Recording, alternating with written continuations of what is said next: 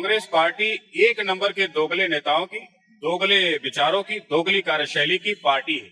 ना उनके अध्यक्ष के, ना उसके प्रवक्ता के, ना उसके सीनियर लीडर के, ना उसके पूर्व अध्यक्षा के, किसी के बयान का आप कोई ग्राउंड पर मतलब नहीं देख सकते। और बोलेगा तो ही उसके मंदिरों की आजादी और ये मुक्ति मिल सकती है।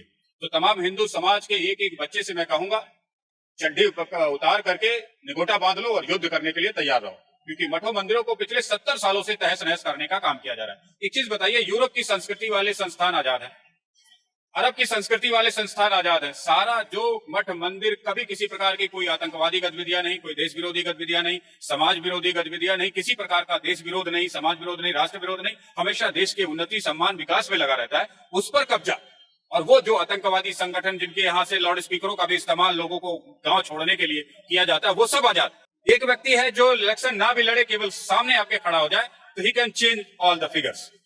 तो वो फिगर चेंज करने की, वो वैल्यूएबल चीज जो लीडरशिप आपको देखने को आज मिल रही है, वो है प्रधानमंत्री नरेंद्र मोदी के साथ। उनके लीडरशिप के आगे तमाम नेता पौने। आप ये देखें, जब जनता पलटती है तो पूरा ही पलट देती है। जब जीतने की उम्मीदें नहीं विपक्ष की है तो हो सकता है सबका सब कन्वर्ट हो जाए, उधर हिंदू, मुसलमान, सिख, जैन, बौद्ध सब एक ही दिशा में बह जाए। हमारे साथ अभी विनय कुमार जी हैं, इनसे जानना चाहेंगे जो कर्नाटक में विधेयक पास हुआ है उसके ऊपर राय क्या है। कर्नाटक में अभी 2 दिन पहले एक विधेयक पास किया है कांग्रेस सरकार ने कि जो भी मंदिर है वहाँ पे, बड़े मंदिर जिसका सालाना 1 करोड़ से ज्यादा का टर्नओवर है, उससे कंपलसरी 10% का रेवेन्यू सरकार लेगा। इसके ऊपर आप क्या कहना चाहते हैं? जबकि राहुल गांधी त्रिपुंड लगा रहे हैं, धोती पहन रहे हैं, जनेऊ पहन के मंदिर मंदिर घूम रहे हैं, उन्हीं की सरकार कर्नाटक में ऐसे विधेयक पास कर रहे हैं। इसके ऊपर आप क्या कहना है? कांग्रेस पार्टी एक नंबर के दोगले नेताओं की, दोगले विचारों की, दोगली कार्यशैली की पार्टी है। ना उनके अध्यक्ष के, ना उसके प्रवक्ता के, ना उसके सीनियर लीडर के, ना उसके पूर्व अध्यक्षा के, किसी के बयान का आप कोई ग्राउंड पर मतलब नहीं देख सकते। 10 दिन पहले जब राम जन्मभूमि की प्राण प्रतिष्ठा हो रही थी, तो यही राजनीति करने वाली पार्टी कह रही थी कि राम मंदिर में राजनीति हो रही है, इसलिए हम नहीं जा रहे। 10 दिन बाद, राम मंदिर के बाद ही कर्नाटक में इनको मंदिरों से टैक्स चाहिए। इनके बाप दादा जो पंडित जवाहरलाल नेहरू हुआ करते थे, उन्होंने मंदिरों को कंट्रोल करने वाले विधेयक लेकर आए, हिंदू इंडाउमेंट चैरिटेबल एक्ट, जिसके तहत लगभग 4 लाख मठों मंदिरों पर सरकारी नियंत्रण स्थापित कर लिया गया। आज सरकार, जहां कर्नाटक में 34,500 मंदिर जिसपे सरकारी नियंत्रण है, 31,500 के आसपास आपका तेलंगाना में आता है, 34 प्रमुख मंदिर जो आपके हिमाचल प्रदेश में आते हैं, जहां कर्नाटक की सरकार है। मोटा मोटी 65,000 मंदिरों पर सरकार का मंत्री, सरकार का विधायक, पार्टी का कार्यकर्ता, कांग्रेस का कार्यकर्ता सीधे तौर पे कहें तो मंदिरों में घुस करके राजनीति कर रहा है। मठ मंदिर में साधु की कुटिया, महंत की कुटिया, मंदिर की तिजोरी को कंट्रोल करने का काम कर रहा है। ये दोगली नीतियां किसी और धर्म पर क्यों नहीं लगाते? 91 में नरसिंह राव ने प्लेसेस ऑफ वर्शिप एक्ट भी लेके आए थे। प्लेसेस ऑफ वर्शिप एक्ट एक नंबर का बेहुदा एक्ट था, मुसलमानों को खुश करने के लिए था। आप कैसे कोई विधेयक ला सकते हैं कि एक व्यक्ति के साथ सिर्फ न्याय होगा, 10 लोगों के साथ जो अन्याय हुआ है उस पर न्याय नहीं किया जाएगा, उस पर कोई कोर्ट कचहरी नहीं होगी, उस पर देश में कोई सुनवाई नहीं होगी। ये बेहूदी हरकत और बेहुदा विधेयक कांग्रेस का लाया हुआ था, जो देश और के लिए कतई ठीक नहीं। आप कैसे कह सकते हैं कि एक ही के साथ न्याय होगा, बाकी के साथ नहीं होगा? जो अन्याय हुआ है, चाहे आज हुआ, चाहे कल हुआ, चाहे परसों हुआ, सत्ता भी तो नई नहीं मिली ना, अंग्रेजों से ही तो मिल लेके आए हो आप। हस्तांतरण नहीं हुआ है ना, तो जो वहां अपराध हुआ है, क्या उन अपराधियों को आजादी के बाद सबको छोड़ दिया था आपने? आपने तो साइन भी कर लिया था कि सुभाष चंद्र बोस मिलेंगे तो हैंड ओवर कर देंगे, हैं? तो ऐसी सरकारें अगर ऐसा विधेयक लेके आती कि मैं एक के साथ न्याय करूंगा, बाकी नाक रगड़ के मर जाए, तुम्हारे साथ कितना भी ब्रुटल से ब्रुटल अपराध हुआ हो, हम उसकी कोई चिंता नहीं करेंगे, हम तुम्हारी कोई सुनवाई नहीं करेंगे, तुम्हारे लिए कोई अदालत नहीं होगी, कोई कोर्ट नहीं होगा, कोई जस्टिस नहीं होगा, इससे बड़ा बेहुदापन और क्या हो सकता है? आपको लग रहा है बीजेपी इस मुद्दे को 2024 के इलेक्शन में बहुत ज्यादा भुनाएगी, ये मंदिर पे जो विधेयक पास हुआ है? भारत में कौन सी ऐसी पार्टी है जो को फुलटॉस दे रहे हैं ये? ना कोई फुलटॉस नहीं है। भारत में कौन सा मंदिर है या कौन सी पार्टी है जिसपे सरकारी नियंत्रण नहीं? बताए। बीजेपी भी सरकारी नियंत्रण, पहले तो बीजेपी ही थी कर्नाटक में ना, उसने तो मुक्त नहीं किया, वो भी सत्ता में रही, मंदिरों पर कब्जा करके रही। हनुमान नहीं, ये कब्जा से एक कदम और आगे बढ़ गया। हाँ, तो भाई आपने कहा 10%, 70% revenue of the temple goes in the government account.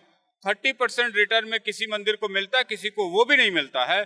और उस 30% के ऊपर भी अगर आपने 10% जोड़ दिया तो मंदिर को बचा क्या? मंदिर की पूरी संस्कृति, मंदिर की पूरी शक्ति को नष्ट करने का ये संगठित राजनीतिक प्रयोजन है जो किसी आतंकवाद से कम नहीं है। इसका परिणाम 2024 के इलेक्शन में कांग्रेस भुगते ना भुगते, लेकिन हिंदू समाज जरूर भुगतेगा, क्षमा नहीं करेगा इसके। रहेगा तो भुगतेगा और बोलेगा तो ही उसके मंदिरों की आजादी और ये मुक्ति मिल सकती है।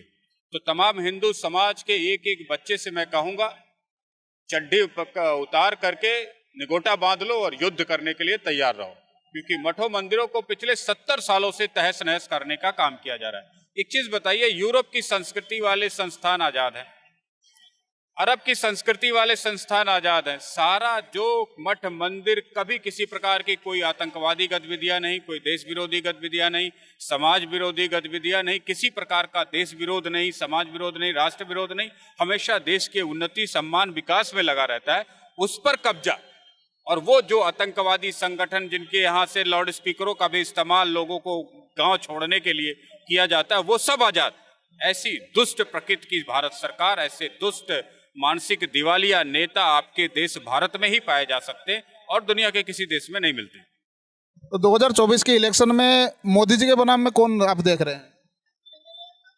जब आप मोदी जी का नाम लेते हैं और तमाम अन्य नेताओं का नाम लेते हैं तो आपको दो चीजें बड़े स्पष्टता से समझने की जरूरत है। एक है हमारे देश में पॉलिटिशियन और एक है लीडर। पॉलिटिशियन का मतलब वो इलेक्शन लड़ सकता है, जीत सकता है, एमपी एमएलए बन सकता है, but he can't change the world. एक व्यक्ति है जो इलेक्शन ना भी लड़े, केवल सामने आपके खड़ा हो जाए तो he can change all the figures. तो वो फिगर चेंज करने की, वो वैल्यूएबल चीज जो लीडरशिप आपको देखने को आज मिल रही है, वो है प्रधानमंत्री नरेंद्र मोदी के साथ। उनके लीडरशिप के आगे तमाम नेता बौने। अगर आपको राष्ट्र की उन्नति चाहिए, जैसे नितिन गडकरी, एक लीडरशिप को देखिए ना, जिस व्यक्ति को काम आपने दिया वो कितनी लीडरशिप से उसको पूरा किया और पूरे देश में उबड़ खाबड़ हाईवे से एक वर्ल्ड क्लास का हाईवे पूरे देश के हर कोने में खींचने का काम किया। वो लीडर्स आपको चाहिए तो वो प्रधानमंत्री मोदी में मिलेगा और वही देश को बदलने की शक्ति रखता है। देखिए, अटल बिहारी वाजपेयी थे, आडवाणी थे, दोनों में जरा सा डिफरेंस था, एक पॉलिटिशियन और एक लीडर का। लीडर ने बहुत बदलाव लाया, पूरा मानसिक संतुलन भारत का जो था वो दूसरे डायरेक्शन में था। जो मानसिक जो कहते हैं उत्थान था समाज का, पूरी दुनिया में जो हमारी वाहवाह थी वो दूसरे लेवल की थी। अगर 10 साल वो कांग्रेस फिर ना आई होती तो आज हम देश के किसी तीसरी चौथी इकोनॉमी में लिस्टेड होते। तो वो नहीं हो सका क्योंकि बाद में जो सरकार आई उसमें लीडरशिप नहीं। मनमोहन सिंह में लीडरशिप नहीं थी, सोनिया गांधी में देश के प्रति कोई लीडरशिप नहीं, राहुल गांधी में कोई लीडरशिप नहीं, जिसमें थोड़ी बहुत थी वो साइड लाइन थे। तो ऐसे में देश तरक्की करने के बजाय वहीं खड़ा रहा, नीचे गिरता चला गया। जैसे उसे एक लीडर का साथ मिला वो फिर चलने लगा, फिर ऊपर उठने लगा। सारे इंडस्ट्री, सारे पॉलिटिकल इश्यूज, सारे नेशनल इश्यूज, इंटरनेशनल इश्यूज, बहुत सारे रोग एलिमेंट जैसे 370 तलाक जैसे चीजें देश से खत्म हो गई। देश से एक नई शुरुआत किया। जैसे एक विजनरी व्यक्ति ही समझ सकता था कि लैट्रिन बाथरूम का देश में दुनिया क्या महत्व है, वो बदला। गांव तक गैस सिलेंडर गया, हर घर गया, हर कम्युनिटी को गया, हर जन बस्ती हो चाहे ठाकुर की बस्ती हो, किसी में कोई भेदभाव नहीं हुआ। अब जल से नल हर घर तक पहुंचा, चाहे वो किसी XYZ की बस्ती हो, घर हो, परिवार हो। तो these are the leadership, visionary leadership इसको बोलते हैं। यही देश को बदलती है, यही देश का सामर्थ्य पैदा करती है। लीडर में कुछ अलग नहीं होता, लेकिन वो पॉलिटिशियन से बहुत डिफरेंस है। ये सारे जो बौने दिख रहे हैं ये सब पॉलिटिशियन, ये सब जीत सकते हैं। 1 करोड़ की जगह 5 करोड़ खर्च करके जनता में जीत सकते हैं, बट जनता के दिलों को जीतने की साहस, सामर्थ्य इनके अंदर नहीं है। इसलिए प्रधानमंत्री मोदी का आना तय। कितने सीट आप अनुमान लगा रहे हैं? जो सीटें अब तक इनकी है वो निकलेगी, प्लस जहां पे इनकी कमजोरी थी उस पर भी बहुत मेहनत से काम किया है, इसलिए कुछ और प्लस होंगी। दूसरा, जनता का उत्साह, समाज का उत्साह, गांव-गांव का जो उत्साह है, वो बहुत सारी फंसी हुई सीटें जो पिछली बार नहीं निकली थी, थोड़ा भी लीडरशिप के माध्यम से जो अगर इन्होंने वाइस पर्सन का सिलेक्शन किया तो सीटें बहुत निकलेंगी। राम मंदिर से हिंदू वोट कंसोलिडेट होने का कुछ अनुमान लग रहा है? राम मंदिर से एक पॉजिटिव वाइब्रेशन आई है, बट अभी भी कोई लीडरशिप वाला स्टेटमेंट एक्ट नहीं है दिख रहा है आपको, जिससे कि जैसे मंदिरों पर बहुत सारा कब्जा है, कल को कांग्रेस ने किया, पर आप भी कई स्टेट में करके बैठे हो बीजेपी वाले, तो बीजेपी शासित राज्यों में भी इस मानसिक दिवालियेपन का बहुत उदाहरण है। इसलिए इसका सिर्फ वाइब्रेशन पैदा हुई है, वो वाइब्रेशन का इस्तेमाल मोदी जी की योगी जी करेंगे यूपी में, नॉर्थ इंडिया में, साउथ इंडिया में और अन्य स्टेट्स में उस वाइब्रेशन का कितना इम्पैक्ट होगा ये आपको इलेक्शन के बाद ही पता लगेगा। यूपी में अयोध्या में जितने मंदिर थे योगी जी ने उसको टैक्स फ्री कर रखा है। मैं कह रहा हूं कि अगर अयोध्या के मंदिरों को टैक्स फ्री रहना है तो मध्य प्रदेश के मंदिरों ने कौन सा गुनाह किया है, तमिलनाडु के मंदिरों ने कौन सा गुनाह किया, लेकिन आपका स्टेटमेंट, आपका विजन, आपकी पॉलिसी क्लियर है ही नहीं, क्लियर स्टेटमेंट तक नहीं है। तो ये चीजें बहुत कहीं ना कहीं मेरे मन में तो खटकती हैं कि लाखों मंदिर हमारे सरकार के अधीन और एक मंदिर के उद्घाटन में इस तरीके की पॉलिटिकल स्टंटबाजी हो रही है कि राजनीति हो रही मंदिर में, कांग्रेस कह रही, जो कांग्रेस खुद 70 साल से मंदिरों में घुसी पड़ी हो, उसे हक है क्या? ऐसे काले कलूटे बेईमान नेताओं से ये देश भरा पड़ा है और इनसे मुक्ति पाएंगे तभी तो आपको किसी लीडर से मुलाकात होगी। 2024 के इलेक्शन के बाद आपको क्या लग रहा है, वक्फ बोर्ड सबसे पहला होना चाहिए, मंदिर की मुक्ति सबसे पहले एजेंडा होना चाहिए? आपकी अपने राष्ट्र की संस्कृति, आपके अपने राष्ट्र का गौरव, कल्चर, संस्कारों को नष्ट करके आप दूसरे देशों के, यूरोप और अरब के संस्कारों को बढ़ावा देकर के अपने देश की समृद्धि तय नहीं कर सकते, हो ही नहीं सकती। यदि मैं अपना घर बर्बाद करके आपके घर को आबाद करूं तो कितने दिन कर सकता हूं? तो that is not possible. Bharat के प्रधानमंत्री, भारत के तमाम राजनीतिक नेताओं, हिंदू सब पार्टियों में नेता हैं, लेकिन मानसिक दिवालियापन इतना ज्यादा है कि वो अपने मठों मंदिरों पर सरकारी नियंत्रण देख करके भी उन्हें कोई बोलने की जरूरत महसूस नहीं होती।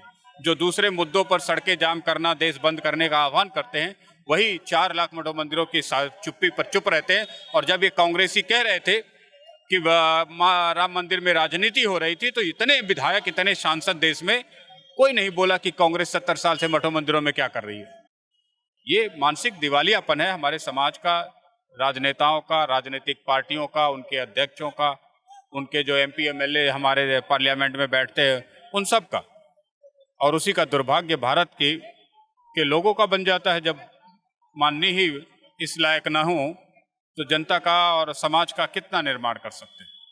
राम मंदिर के निर्माण के बाद आपको ऐसा लग रहा है कि हिंदू समाज में भी कुछ जागृति का लहर सा फैल रहा है? मैंने कहा एक जबरदस्त वाइब्रेशन हिंदू समाज के दिलों को छू रही, जबरदस्त वाइब्रेशन है। और वो वाइब्रेशन कन्वर्ट भी होगी वोट में, मोदी की तरफ खिंचेगी भी, बीजेपी की तरफ खिंचेगी भी।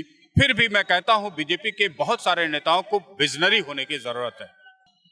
तो मोदी जी के नाम पे चल जाते, आप अन्य पार्टियों में 4-5 भी नहीं बता पाएंगे, दूसरी पार्टी में जाएंगे तो 1 ही 2 मिलेंगे, और वो भी कायदे के नहीं मिलेंगे।